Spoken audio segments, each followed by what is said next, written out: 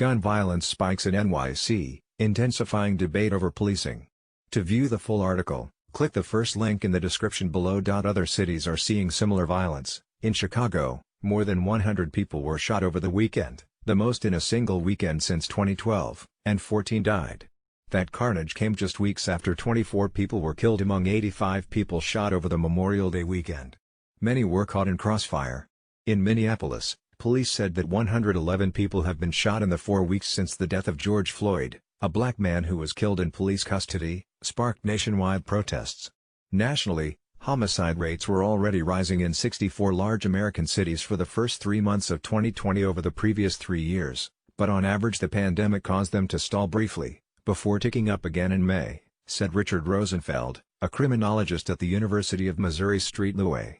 Rosenfeld is also a co-author of a study about homicide rates during the pandemic to be released Thursday by Arnold Ventures, a philanthropy focused on criminal justice and other issues.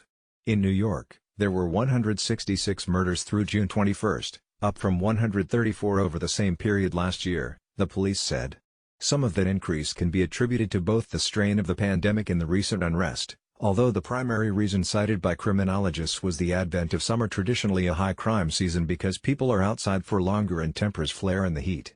In New York, the police have linked the rise in gun violence to a bail law enacted this year, which limited judges' ability to keep people in jail before trial if they had been arrested on certain charges, as well as the release of thousands of people from jail and prison to help curb coronavirus.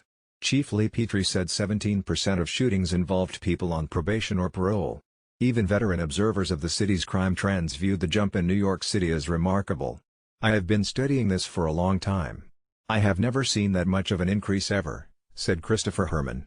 To view the full article, click the first link in the description below.